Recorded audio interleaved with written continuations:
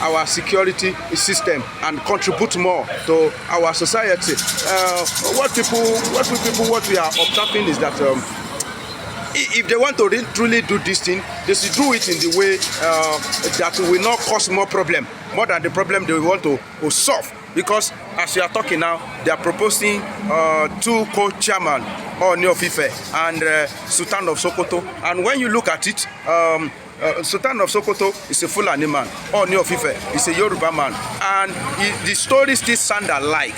The way we usually look at it, that the theme of presidency has always been like more or less rotational between Yoruba and Fulani, and some ethnic are being put aside as if we are treating them with something like a political vendetta. Up to this moment, some Yoruba still believe that their presidential seat should not be extended to Igbo people, that Igbo are not entitled to that presidential seat. I've listened to some of them, 1 or 2 of them, recently, and I counter them that what do you think Yoruba can do that Igbo man cannot do? One of them said that if Igbo man become president, he's going to sell us. I said, wait, let him sell us first. This one that doesn't sell us, what is he doing with us? So I think they still want to bring the same narrative into this system. Of course, Sultan of Sokoto, the way we find ourselves, the way Nigeria find itself, the way Fulani as a gag Hausa, silencing Hausa for a very long time. There is, of course, no any other or prominent traditional ruler you can find in the north that is above a Sultan of Sokoto. Even some of these Hausa, it's only minority of them that are coming out to cry. I listened to one of them recently, and I know that that spirit of, slavery, that spirit of being subdued is still there. To the extent that some of them try to exonerate Fulanis, that it was Nigeria that first of all maltreated them, that it was Nigeria that first of all killed them, they maltreated them. Before I bring story, that before this time around, what happened in Ilorin? Before this time around, what caused Jalumi War? I tasked that guy that called himself Hausa. Go and do research. Go and know what Fulani, what they are capable of. So what I'm trying to say is that Sultan of Sokoto, because of how we find ourselves, is not small. Ooni of Ife is not small. But does it mean that when we go to other regions, we cannot find a prominent traditional ruler that we can invite to come and contribute? Although it's not that those traditional rulers from other side, they will not be contributed, but at what level are they going to be contributed? When you have 2 people, two traditional rulers to be co-chairmen, which role are they going to play? Do you want to downplay their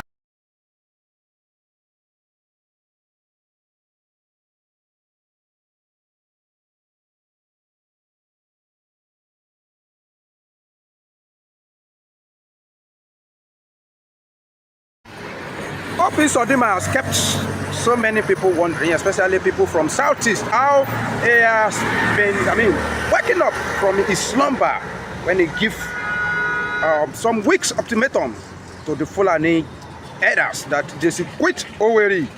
And people are surprised that since when have you realized that the Fulani are encroaching us, because you have been crying since all this day? What do you have to say about this? Yes, I think contract finished. I think that's what the signal is all about. Maybe he's totally pissed off, and maybe he failed that he has fulfilled his own part of the contract with Fulanis, and is ready to break the camel's back, and let the cat out of the bag. Enough is enough, because I wonder too, Hopus Adema is watching people dying in Olu, watching people dying in Owo, watching people dying within the Imo State, watching invaders, Fulanis and all that. And not only that, this is a man that was reported to have created an IGP camp in form of Fruga, just to please the Fulani. We don't know actually whether it is true or not. He's saying they should leave the entire Imo State in less than 2 weeks from now, and if they don't do that, maybe they are ready for anything.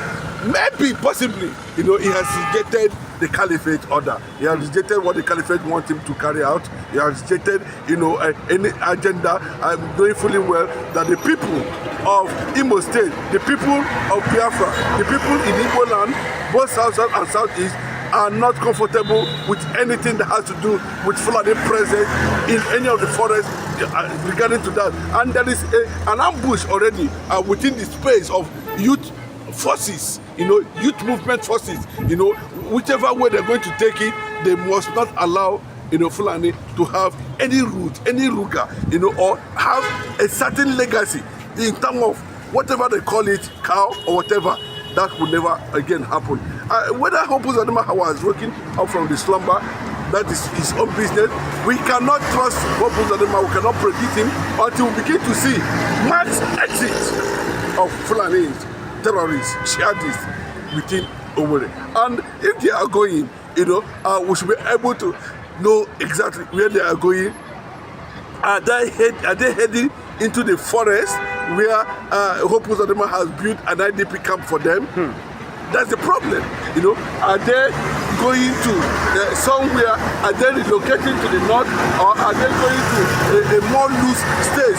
Because I can tell you, Alesoti has fortified Abia State currently now. They are even trying to beg him to see if they can, have any space in Abia. Abia is fortified, and Abia and Imo, share some level of boundary. I can tell you that. So Hope Uzodinma, whom they feel that is an ally of the caliphate, may be thinking towards another direction. See, this is a very powerful thing Nigerians must understand, what is going on, because I hope Uzodinma knows that his tenure, his government is coming to an end, and he might not have a space within Imo State. He might not be able to survive because of public perception about him.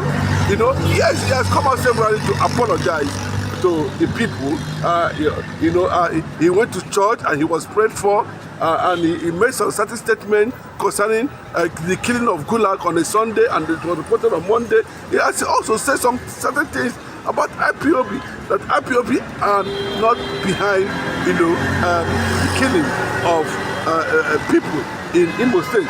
Just like the way Soludo is starting his own now, blaming IPOB, blaming Igbo youth for criminal act in that state. That was exactly how Hope Uzodinma started. But look at that. Yeah, another governor we are seeing in eastern part of the country is Soludo towing the same line again, telling us that the 90% or 99% even that 99% of people that they were arrested for criminal activities like kidnapping, that they are Igbo, not Fulani. People are surprised at what is happening. That's what I'm telling you now. This is a man that said that people are asking at this point in time, how come you are making such statement? If you say that people who are committing such crime, are Igbo people against their own brothers, then what is the justification? How did you able to arrive at that part? You are just making that statement to please whatever you think that will come your way at the end of the day. The same way you are making reckless statements about your people, that was how the same way Hope Uzodinma started, until the whole thing backfire. It's going to backfire on Soludo, whether he like it or not. He cannot be bigger than the people. The people made you. It's quite disappointing that Soludo, at every point in time, he seems to be aligning with the reality. We can't take more than that. We can't take less, because this is the reality we are talking about today. All the eastern governors should understand at this point in time, we don't know whichever form, we don't know whichever way this is coming and infiltrating the Biafran land. What we are seeing is that the people have lost hope on you governors of eastern region. They cannot no longer rely on you because they actually do not know where you people stand. Imagine Hope Uzodinma, are struggling over a certain understanding or agreement he had with the caliphate, and now do you think the caliphate are no longer happy, or he's just pretending, knowing fully well that he's about to hand over the leadership of Imo State to another person, and it might be that this person he's going to hand over power to, might not continue, and they're going to hold him responsible over continuity of course, the caliphate will hold him, because now that he has threatened the entire Fulani in Imo State to evacuate. Where a lot of people are wondering because the youth themselves has fortified themselves to withstand any invasion by any jihadist Fulani herdsmen, by any cow and other, and they have taken that upon themselves. And it's a direct signal to the governor to know that they are not looking at him, because all this while he has been on the side of unrealistic acts with the people who have declared themselves enemy of Nigeria, of Igbo people. Precisely, that's the truth. There's no way. There's nothing anybody can do about it. This is what we are talking about. Hope Uzodinma. Hope Uzodinma. Well, if it's that true, that means their repentance is real. I will keep on watching and see what is going to come out at that day. But we are seeing that since you have distanced yourself with anything that has to do with Fulani agenda now, we are expecting that there should be max exodus, not minding whether Meiti Allah is saying, minding whether what the emir is saying. I can tell you, how this people came just in the outside land. The last emir of Kano, which is supposed to be the last emir killed in the north, was Muhammad Ali-Wali. And once they killed him, they established their own Fulani emir. Until today, Kano has never recovered. So the essence of giving them this Ruga in Imo State is questionable. Because the youth have discovered where they were being hidden, where the Ruga location, and they have finally chased them out from here. And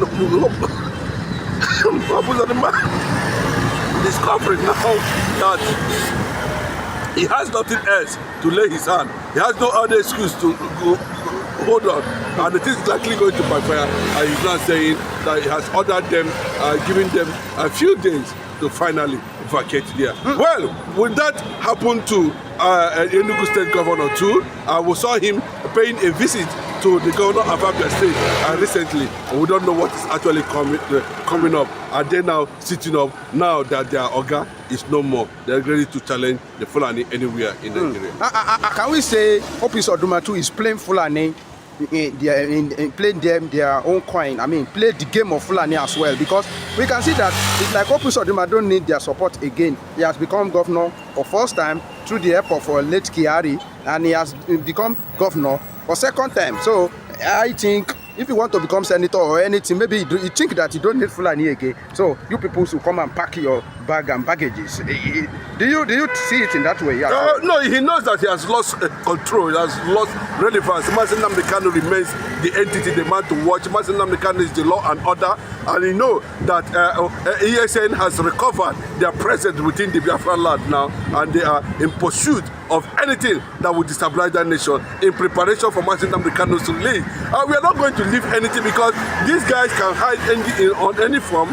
Once Mazi Nnamdi Kanu is released, they begin to formulate all kind of rubbish, and which Mazi Nnamdi Kanu will not allow that, but we are seeing